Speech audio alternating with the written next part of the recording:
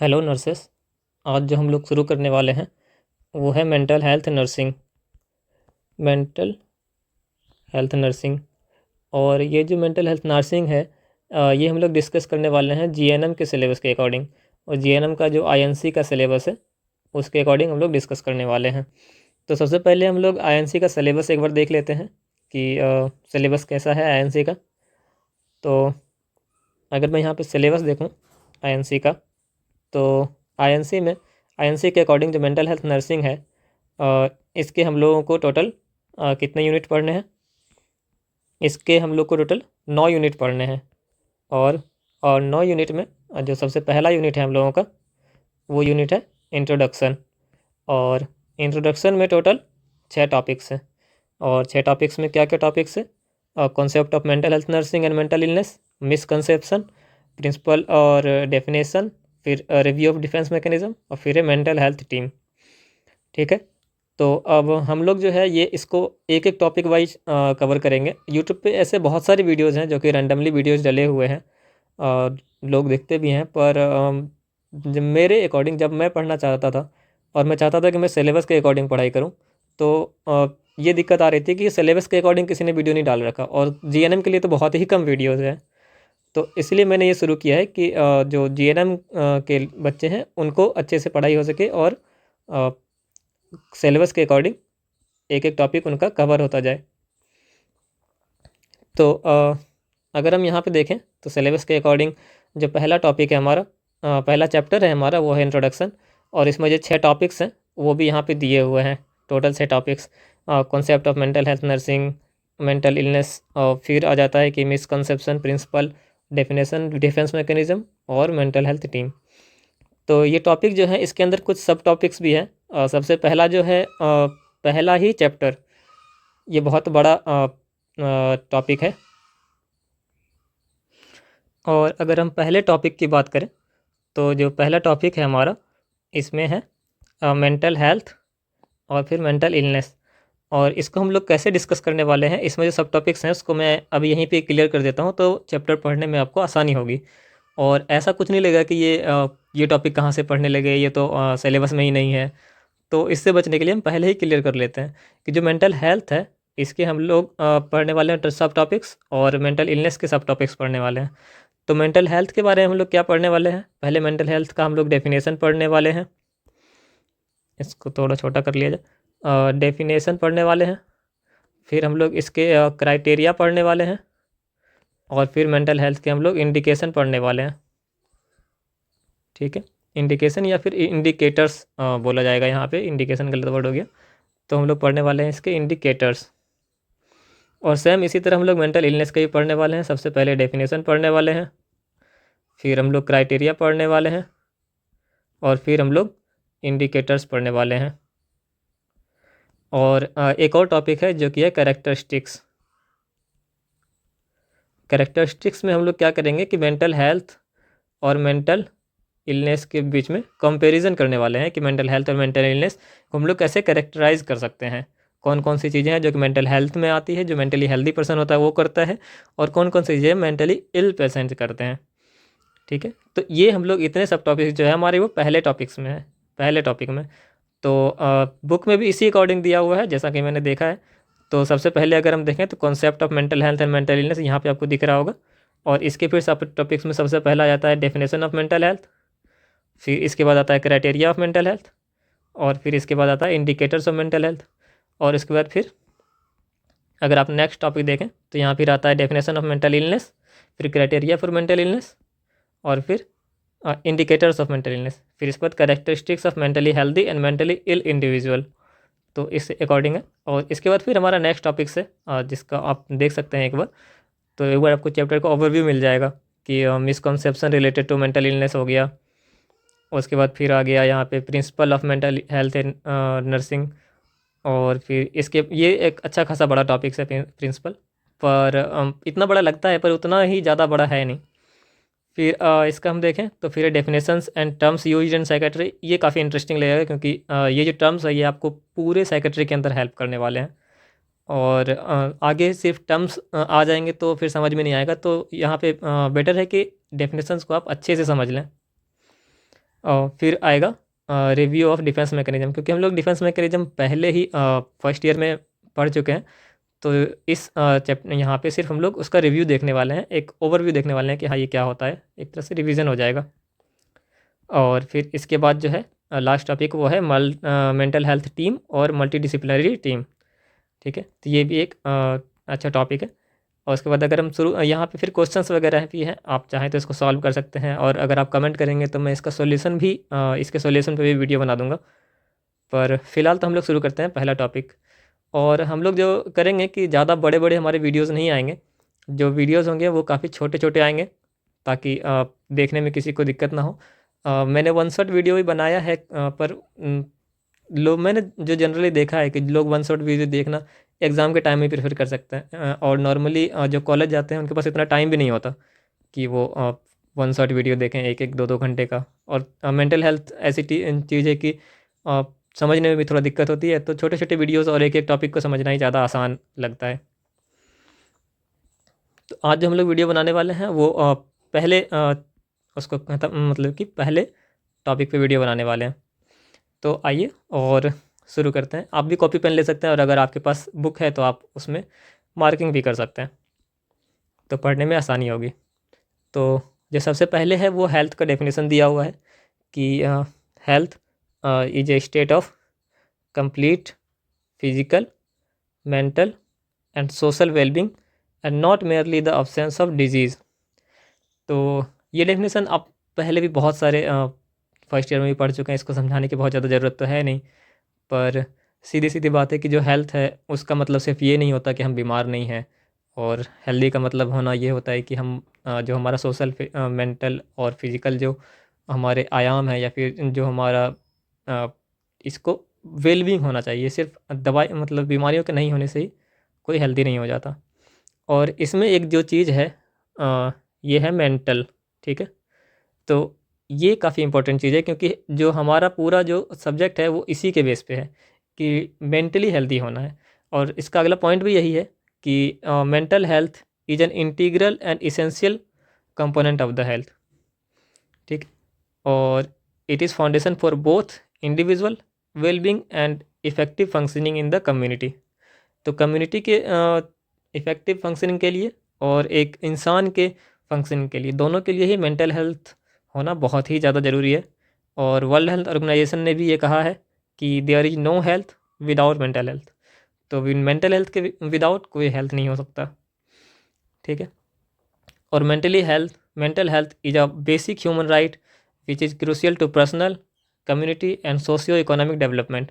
तो हर तरह के डेवलपमेंट के लिए, चाहे पर्सनल हो, कम्युनिटी का डेवलपमेंट हो, या फिर सोशियो इकोनॉमिक डेवलपमेंट हो जिसमें कि जीडीपी वगैरह आ जाते हैं, तो इन सब के डेवलपमेंट के लिए भी मेंटल हेल्थ जो कम्युनिटी का होना या फिर हर एक इंडिविजुअल का होना बहुत ही ज़्यादा ज़रूरी है।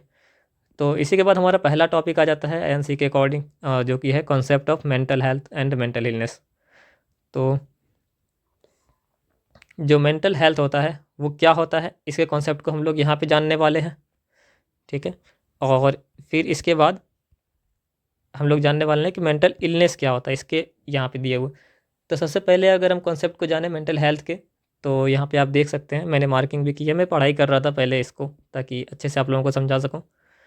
तो सबसे पहले जो है यहाँ पे कि mental health is a state of mental wellbeing that enables people to cope with the stressors of life, realises their ability, learn well and work well and contribute to their community.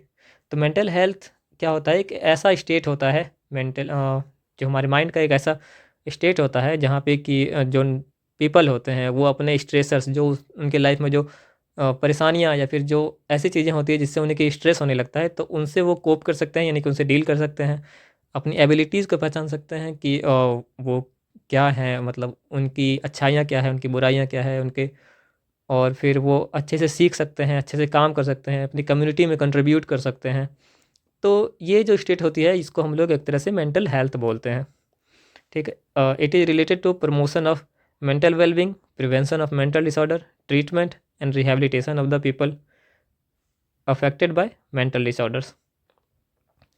तो ये किस mental health किससे related होता है, ये related होता है कि मेंटल हमारा वेलबींग सही रहे, हम मेंटल डिसऑर्डर्स में ना जाएं, उसके लिए प्रिवेंशन, और फिर अगर हम चले जाएं तो उसके ट्रीटमेंट, फिर रिहैबिलिटेशन कि हम फिर समाज में कैसे रह सकते हैं, कम्युनिटी में कैसे रह सकते हैं, और यही होता है मेंटल हेल्थ। अब हम मेंटल इलनेस की बात करें तो मेंटल इलनेस जो है वो मेंटल हेल्थ का, आप कोई भी गड़बड़ होती है मेंटल हेल्थ में तो वो मेंटल इलनेस के अंदर आ जाती है। तो यहाँ पे आप देख सकते हैं कि mental illness is mall adjustment in living. तो माल एडजस्टमेंट क्या होता है कि जो इंसान मेंटली हेल्दी होता है वो अपने आप को एडजस्ट कर सकता है लिविंग में, जहाँ पे भी वो रहता है उसमें अपने आप को इन्वायरमेंट के अकॉर्डिंग, वहाँ के लोगों के अकॉर्डिंग एडजस्ट कर लेता है। अगर वो एडजस्ट नहीं कर पाता तो उसको बोलते हैं मेंटल इलनेस, कि वो माल एडजस्टमेंट हो रहा है, मतलब वो एडजस्टमेंट नहीं कर पा रहा है। It produces disharmony in a people's ability to meet human needs comfortably और effectively and function within a culture. तो ये क्या होता है कि डिसहार्मनी क्रिएट करता है पीपल के एबिलिटी में, कि जो पीपल होते हैं, जो पर्सन है, वो अ, जो उनके ह्यूमन नीड्स हैं, ह्यूमन नीड्स का आपने पढ़ा होगा कि वो एक ट्रायंगल होता है जिसमें कि अलग अलग लेवल होते हैं, तो वो पूरा नहीं कर पाता है वो इंसान, ठीक है, और अपने फंक्शन नहीं कर पाता एक कल्चर में, एक क्योंकि इस कम्युनिटी का एक कल्चर होता है कि वो एक उसी तरीके से आपको बिहेव करना है, तो उसमें वो सही से फंक्शन नहीं कर पाता। Mentally ill person loses his ability to response according to the expectation as he has for himself and the demands that society has for him। तो वो खुद से जो एक्सपेक्टेशन करता है कि मुझे ये काम कर लेना है, मैं ये कर सकता हूँ, वो उसको पूरा नहीं कर पाता है, और जो सोसाइटी उनसे डिमांड करती है कि एक पर्सन ऐसे करना चाहिए, तो वो भी वो पूरा नहीं कर पाता है। In general the individual may be considered to be mentally ill if, एक पर्सन को मेंटली इल कब कहा जा सकता है, जब the person's behaviour is causing distress and suffering to self and others. तो जो पर्सन का बिहेवियर है वो डिस्ट्रेस और सफरिंग कॉज करता है, या तो उसको खुद को या फिर दूसरों को, तो वो एक मेंटली इल पेशेंट हो गया, या फिर मेंटली इल इंडिविजुअल हो गया। फिर the person's behaviour is causing disturbance in his day to day activity, job and interpersonal relationship. तो जो पर्सन का बिहेवियर है वो डिस्टर्बेंस काउज करता है उसके डे टू डे एक्टिविटी में, वो अपना डे टू डे एक्टिविटी सही से नहीं कर पाता, वो अपनी जॉब सही से नहीं कर पाता है, और वो अपने इंटरपर्सनल रिलेशनशिप, चाहे अगर जॉब की बात करें तो अपने कलीग के साथ, और घर पे बात करें तो अगर उसकी शादी हो गई तो वाइफ, गर्लफ्रेंड, किसी के साथ भी वो इंटरपर्सनल रिलेशनशिप कम्युनिटी में इस्टेब्लिश नहीं कर पाता है सही से। तो ये हो गया एक मेंटली इल इंडिविजुअल। तो हमने कॉन्सेप्ट को एक तरह से समझ लिया है। अब जो है इसके अंदर हम डेफिनेशन पढ़ने वाले हैं कि डेफिनेशन क्या होता है मेंटल हेल्थ का। तो डेफिनेशन की अगर मैं बात करूं तो अगर एग्ज़ाम में डेफिनेशन आता है तो मेनली जो है एक तो डेफिनेशन ये हो गया कि जो WHO के अकॉर्डिंग डेफिनेशन है, इसको अच्छे से ध्यान में रखना चाहिए कि अगर आपको आता है तो ये एक डेफिनेशन आप लिख सकते हैं। दूसरा, इन सब में से कोई भी डेफिनेशन लिख सकते हैं। जनरली दो डेफिनेशन लिखना एग्ज़ाम में ज़्यादा फ़ायदेमंद रहता है। तो सबसे पहले जो हम लोग देखने वाले हैं, हम शुरू से ही देखने वाले हैं कि मेंटल हेल्थ की डेफिनेशन क्या होती है और इसको अच्छे से समझने वाले हैं। तो मेंटल हेल्थ की अगर हम डेफिनेशन कार्ल मैनेजर के अकॉर्डिंग देखें तो ये होता है mental health is an adjustment. तो मेंटल हेल्थ क्या होता है, ये एक एडजस्टमेंट है, human being, an adjustment of human being to the world and to each other with a maximum effectiveness and happiness. तो ह्यूमन बीइंग जो खुद को एडजस्ट करता है इस वर्ल्ड में और एक दूसरे के साथ, ताकि वो मैक्सिमम जो है इफ़ेक्टिव हो सके और खुश रह सके, तो इसको बोलते हैं मेंटल हेल्थ कार्ल मैनेजर के अकॉर्डिंग। अगर इसके हम एग्जांपल से लेके बात करें तो मान लीजिए कि कोई नर्सिंग स्टूडेंट है, वो अभी अभी हॉस्टल में मूव हुआ है पहली बार, तो अगर वो मेंटली हेल्दी है, ठीक है, तो अगर वो मेंटली हेल्दी है तो क्या होगा कि वो हॉस्टल में, जो हॉस्टल के उसके जो न्यू रूममेट हैं उसके साथ, या फिर वहाँ का जो फूड है उसके साथ, या फिर अगर वहाँ का जो स्टडी प्रेशर है उसके साथ, तो उन सब से वो अच्छे से डील कर पाए, वो अच्छे से कनेक्शन बना पाए इफ़ेक्टिव रूप से, और ख़ुद को खुश रखने का तरीका भी ढूंढ ले। तो ये होता है एक मेंटली हेल्दी पर्सन। अगर वो मेंटली हेल्दी नहीं है तो वो एडजस्ट ही नहीं कर पाएगा नए इन्वायरमेंट में, वहाँ के अपने रूममेट के साथ, या फिर फूड, या फिर स्टडी प्रेशर के साथ वो एडजस्टमेंट नहीं कर पाएगा, तो वो फिर मेंटली हेल्दी नहीं होगा। तो ये हो गया कार्ल मैनेजर के अकॉर्डिंग जो हम नेक्स्ट देखने वाले हैं, ये देखने वाले हैं अमेरिकन साइकेट्रिक एसोसिएशन के द्वारा, जो कि 1980 में दिया गया है डेफिनेशन। तो इसके अकॉर्डिंग क्या है कि जो मेंटल हेल्थ है, mental health is simultaneous success at working, loving and creating with the capacity for the mature and flexible resolution of conflicts between instincts, conscience and importance to other people and reality. तो ये थोड़ा सा confusing लग सकता है, पर इसको मैं बहुत सिंपल में बताता हूँ कि जो अमेरिकन साइकेट्रिक एसोसिएशन के द्वारा जो डेफिनेशन है, इसका मतलब ये है कि जो मेंटल हेल्थ है उसका मतलब है सक्सेसफुल होना तीन चीज़ों में। सबसे पहले तो हो गया ये वर्किंग में, फिर हो गया लविंग में और क्रिएशन में।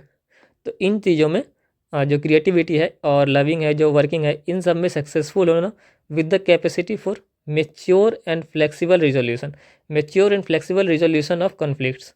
तो जो कॉन्फ्लिक्ट्स आते हैं उसको अच्छे से मेच्योरली डील कर पाना और उसके लिए फ्लेक्सिबल रह पाना। और जो कॉन्फ्लिक्ट्स आते क्यों हैं, तो कॉन्फ्लिक्ट्स आते हैं इंस्टिंक्ट्स, कॉन्साइंस और इम्पोर्टेंस अदर पीपल और रियलिटी के बीच में। तो अगर मैं इसका एग्जांपल दे के बात करूं, तो अगर मान लीजिए कोई नर्स है, वो हॉस्पिटल में ड्यूटी कर रही है, तो अगर हॉस्पिटल में ड्यूटी कर रही है तो उसको अगर घर से आया कि उसको किसी फंक्शन में जाना है, किसी शादी में जाना है, तो अब उसका इंस्टिंक्ट्स क्या कहेगा, इंस्टिंक्ट्स कहेगा कि अभी जाते हैं। और फिर कंसाइंस जो होता है वो उसने अपना दिमाग लगाया और कॉन्शियसली उसने सोचा कि नहीं, जो ड्यूटी है वो पहले आती है, ठीक है। लेकिन जो इम्पोर्टेंट अदर पीपल है, मान लें उसके फैमिली मेम्बर या फिर उसके दोस्त, जहाँ पे उसको फंक्शन में जाना है, तो वो क्या एक्सपेक्ट करेंगे उससे, वो एक्सपेक्ट करेंगे कि वो वहाँ पे आए। और जो रियलिटी है वो क्या है, रियलिटी ये है कि वो वहाँ पे नहीं जा सकती क्योंकि वो हॉस्पिटल में है, अभी वो फंक्शन में नहीं जा सकती। तो इन सब को अच्छे से डील कर पाना, मान लीजिए वो अभी नहीं जा रही है और वो अपने ज़्यादा टेंशन नहीं लिया, उसने स्ट्रेस नहीं लिया और उसने इसको रिजॉल्व किया, बाद में वो अपने फैमिली मेम्बर को या फिर समझा सकती है अपने दोस्त को कि मैं नहीं आ पाई, क्या रियलिटी थी। तो इस तरह से जो हेल्दी वे में उसको उसने हैंडल कर लिया, इसी को बोलते हैं मेंटल हेल्थ, ठीक है। तो आई होप कि आपको समझ में आ गया होगा, ये थोड़ा सा कन्फ्यूजिंग था, बस अच्छे से एग्जाम्पल की वजह से समझ में आ गया होगा। फिर जो नेक्स्ट है वो है वर्ल्ड हेल्थ ऑर्गेनाइजेशन के द्वारा दिया गया डेफिनेशन। और वर्ल्ड हेल्थ ऑर्गेनाइजेशन के द्वारा क्या दिया गया है कि जो मेंटल हेल्थ है वो क्या है, a state of wellbeing in which individual realises his or her own abilities, can cope with the normal stresses of life, can work productively and is able to make a contribution to his or her community. तो जो mental healthy person है या फिर mental health है वो क्या है कि ऐसा स्टेट ऑफ वेलबींग है जिसमें कि जो इंडिविजुअल है वो रियलाइज़ करता है, वो अपना एबिलिटीज़ को रियलाइज़ करता है कि उसकी क्या एबिलिटीज़ है, वो कोप कर सकता है नॉर्मल स्ट्रेसेस ऑफ लाइफ, जो उसके लाइफ में नॉर्मल स्ट्रेस आ रहे हैं उससे वो कोप कर सकता है और कंट्रीब्यूशन कर सकता है कम्युनिटी में। तो ये है वर्ल्ड हेल्थ ऑर्गेनाइजेशन के द्वारा, ठीक है। फिर है हवर एट आल के द्वारा जो डेफिनेशन, जबकि अभी तो ये न्यू दिया हुआ है 2011 में, काफ़ी टाइम नहीं हुआ है। तो इसके अनुसार क्या है कि mental health is ability to adapt and self manage.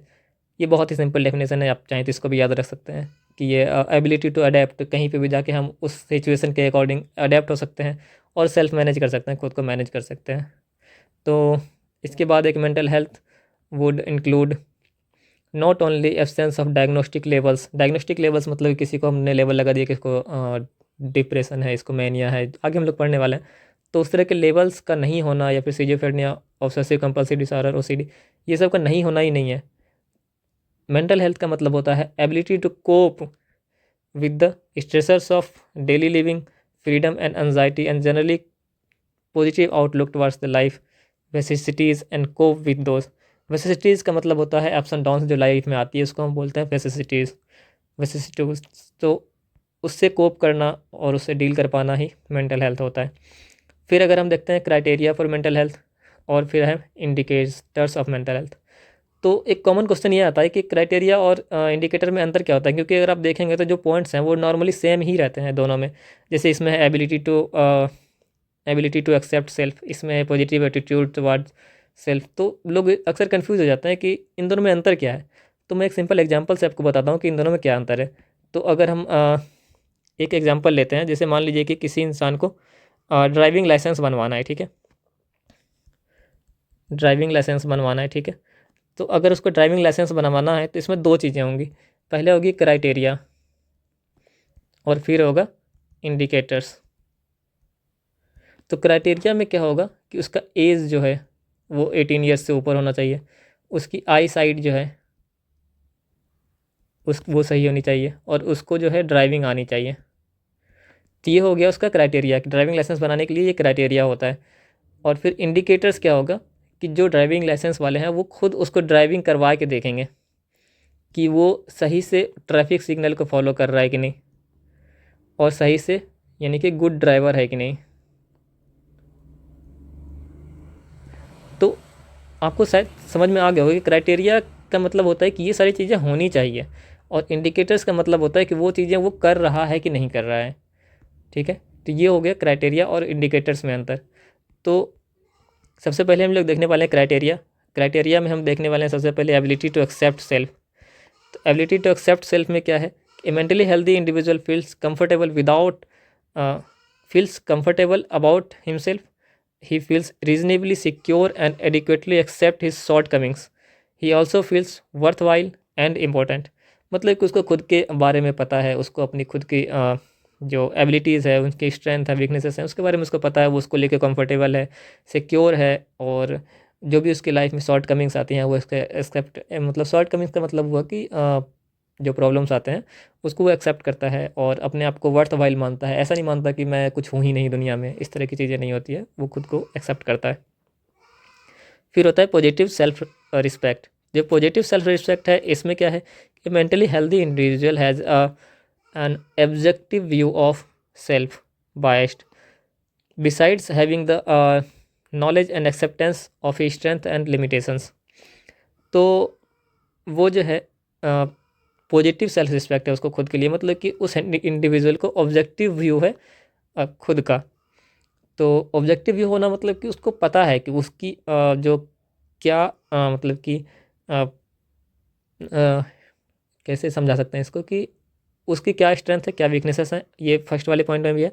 और इसमें क्या है कि ये खुद को जज करता है, ठीक है, पर खुद पे बहुत ज़्यादा हार्श नहीं होता वो, और बहुत ज़्यादा ओवर कॉन्फिडेंट भी नहीं है। मतलब उसको अपनी एबिलिटीज़ को लेके कॉन्फिडेंस है, खुद को बहुत ज़्यादा जज भी नहीं करता, पर उसको अपनी लिमिटेशंस भी पता है, ठीक है। तो ये हो गया। फिर है सोशल एक्सेप्टेंस। सोशल एक्सेप्टेंस की अगर हम बात करें तो mentally healthy individual has the ability to achieve a satisfactory role within the group and the society. He is able to love and accept love of others and have friendships that are satisfying and lasting. He is able to feel as a part of group without being submerged by it। तो अगर social acceptance की बात करें तो वो अपने abilities के द्वारा अपने सोसाइटी में एक सेटिस्फैक्ट्री रोल अपने ग्रुप में बना पाता है, और वो able to love and accept the love of others. वो दूसरों को प्यार कर सकता है, दूसरे से प्यार एक्सेप्ट कर सकता है, और जो फ्रेंडशिप है वो बना सकता है जो कि सेटिस्फाइंग हो और लॉन्ग लास्टिंग हो। और वो अपने आप को फील करता है एक ग्रुप का part without being submerge in by it. मतलब कि वो अपने आप को खुद के जैसा बनाए रखे, ऐसा नहीं कि हाँ जैसा लोग चाहते हैं वो ऐसा बन जाए, पर वो खुद के जैसा बन के भी एक ग्रुप का पार्ट बन सकता है। मतलब कि अगर हम इसको देखें तो यहाँ पे मैंने लिख के रखा है कि doesn't copy others blindly keep her identity. मतलब वो अपनी जो खुद की आइडेंटिटी है, जो उसकी खुद की सोच है, वो उसको बनाए रखता है, उसके साथ भी वो ग्रुप का पार्ट बन सकता है। तो ये जो होता है, ये होता है सोशल एक्सेप्टेंस। फिर होता है ability to fulfil life's task. जो अपने लाइफ में जो टास्क मिलते हैं हर लेवल पे उसको, वो उसको अच्छे से पूरा कर सकता है। तो अगर हम इसकी बात करें तो एक mentally healthy individual is able to think for himself. वो खुद के लिए सोच सकता है, ठीक है। Ability to think for himself, set reasonable goals and take his own decisions. He does something about problems as they arises. He shoulders his daily responsibility and is not bowled others bowled over by his own emotions of fear, anger, love or guilt। तो इसका क्या मतलब हुआ कि जो वो अपने खुद के जो रिस्पॉन्सिबिलिटीज़ हैं, जो चैलेंजेस हैं, उसको एक बैलेंस वे में हैंडल कर सकता है। ठीक है, एक गोल सेट करता है, उसके लिए डिसीजन लेता है, जो भी होता है उसको उसकी रिस्पॉन्सिबिलिटी लेता है, और वो अपने खुद के जो इमोशंस हैं, फियर, एंगर, लव या गिल्ट, इन सबको अच्छे से हैंडल कर सकता है। तो ये हो गया ability to fulfil life task. फिर अगर इसके बाद की हम बात करें तो capacity to feel right towards other, जो दूसरों के लिए वो सही फील कर पाता है, मतलब कि एक तरह से एम्पथी दिखा पाना।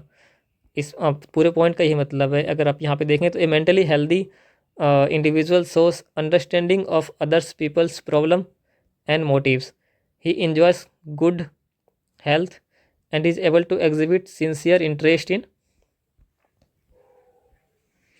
others' welfare.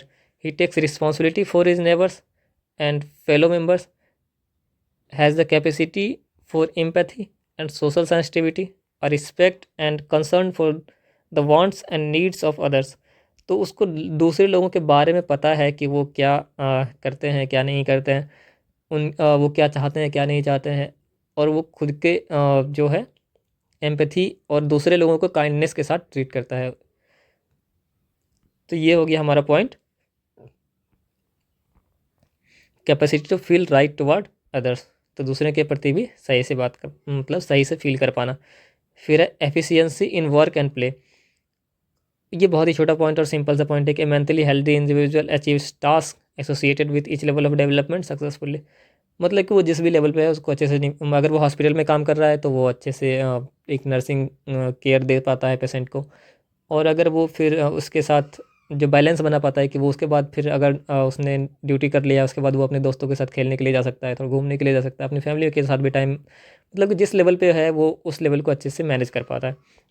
तो ये हो गया एफिशिएंसी। फिर हो जाएगा हेल्दी इमोशनल लाइफ, जो अपने इमोशंस हैं उसको वो सही से कंट्रोल कर पाता है। ठीक है, develop philosophy of life that gives meaning and purpose to his daily activities. वो अपने लिए एक फ़िलॉसफी बना सकता है, मतलब कि कोई इंसान होता है, वो सबके अपने अपनी लाइफ की अलग फ़िलॉसफी होती है। किसी के लिए जॉब इंपॉर्टेंट होता है, किसी के लिए जो रिलेशनशिप्स होते हैं वो इंपॉर्टेंट होता है, किसी कोई दोनों को बैलेंस करके चलना चाहता है। सबकी अपनी अपनी फ़िलॉसफी होती है, तो हर इंडिविजुअल अपना फ़िलॉसफी बना सकता है, वो उसके अकॉर्डिंग अपना काम कर सकता है। तो ये होता है जो कि उसके हर डेली एक्टिविटीज़ को एक मीनिंग दें, तो वो हेल्दी इमोशनल लाइफ जी सकता है। Generally lives a well balanced life of work, rest and recreation. वो एक बैलेंस्ड लाइफ जीता है इसमें कि वो रेस्ट भी प्रॉपर लेता है, काम भी अच्छे से करता है। He maintains anxiety as a manageable level in response to stressful situations. तो वो स्ट्रेसफुल सिचुएशंस में अच्छे से अपने आप को रिस्पॉन्ड कर सकता है। तो उसके बाद फिर आता है हमारा indicators of mental health. Indicators में अगर हम बात करें तो जो जसोदा थी, उन्होंने 1958 में एक इंडिकेटर्स ऑफ मेंटल हेल्थ के लिए 6 पॉइंट दिए थे, जो कि सिमिलर लगेंगे आपको इसी से क्राइटेरिया से, तो आप उसको देख सकते हैं। तो सबसे पहला पॉइंट है a positive attitude towards self. तो पॉजिटिव एटीट्यूड टुवर्ड्स सेल्फ में क्या है कि this includes the objective view of self including knowledge and acceptance of strength and limitations. ये भी सेम पॉइंट है। The individual feels a strong sense of personal identity and security with in the environment. तो environment के अंदर जो person है वो अपने आप को सिक्योर फील कर सकता है और वर्थ वाइल फील कर सकता है, उसको अपने स्ट्रेंथ और वीकनेसेस पता है। तो ये हो गया पॉजिटिव एटीट्यूड टुवर्ड्स सेल्फ। फिर हो जाएगा growth, development and ability to self actualization. तो ये क्या होता है कि द इंडिकेटर्स को relate with whether the individual successfully achieves a task associated with each level of development और नॉट, कि वो उसको हर एक डेवलपमेंट स्टेज पे जो टास्क मिल रहा है वो उसके से पूरा कर पा रहे हैं कि नहीं। तो क्राइटेरिया में हमने अभी पढ़ा ही था कि मतलब कि हर एक लेवल पे, मतलब कि जो जिस अगर वो एक नर्स के तौर पे है तो उसको सारे काम कर सकता है नर्स वाले, अगर वो किसी के साथ रिलेशनशिप में है तो वो उसके अकॉर्डिंग काम कर सकता है, किसी के साथ खेलने जा रहा है तो उसके अकॉर्डिंग, मतलब सारे टास्क वो कम्प्लीटली कर सकता है। तो ये हो गया। फिर होता है इंटीग्रेशन। इंटीग्रेशन में क्या होता है कि it includes the ability to adaptively respond to the environment and development of a philosophy of life, कि वो इन्वायरमेंट को अडॉप्ट करके उसके अकॉर्डिंग रिस्पेक्ट, मतलब कि रिस्पॉन्ड कर सकता है। अगर मान लीजिए किसी को गुस्सा आ रहा है, अपने दोस्त पे अगर गुस्सा आ रहा है तो वो उसको चिल्ला सकता है, पर अगर उसको अपने टीचर पे गुस्सा आ रहा है तो वो इसको अडेप्ट करेगा कि नहीं एक टीचर है, इस पर हमें गुस्सा नहीं करना है, वो कामली बिहेव करके करेगा। तो ये होता है integration, both of which help the individual. और दूसरा है, ये तो पहला पॉइंट हो गया अडेप्टिवली रिस्पॉन्ड करना, दूसरा पॉइंट था कि development of a philosophy of life. तो अपने फ़िलॉसफी ऑफ लाइफ को डेवलप कर सकता है कि उसको किस तरह से लाइफ जीनी है। और ये दोनों जो है एक इंडिविजुअल को एंजाइटी को मैनेज करने में हेल्प करता है स्ट्रेसफुल सिचुएशंस में। तो ये हो गया हमारा इंटीग्रेशन। इंटीग्रेशन के बाद जो है हमारा, आपने यहाँ देख सकते हैं कि 6 पॉइंट है। 6 पॉइंट में क्या क्या से पॉइंट है कि सबसे पहला पॉजिटिव एटॉर्ड, जो कि हम लोग पढ़ चुके हैं, ग्रोथ वाली हम लोग पढ़ चुके हैं, इंटीग्रेशन पढ़ चुके हैं। अब ऑटोनॉमी, परसेप्शन ऑफ रियलिटी और इन्वायरमेंटल मास्टरी ये बचा हुआ है।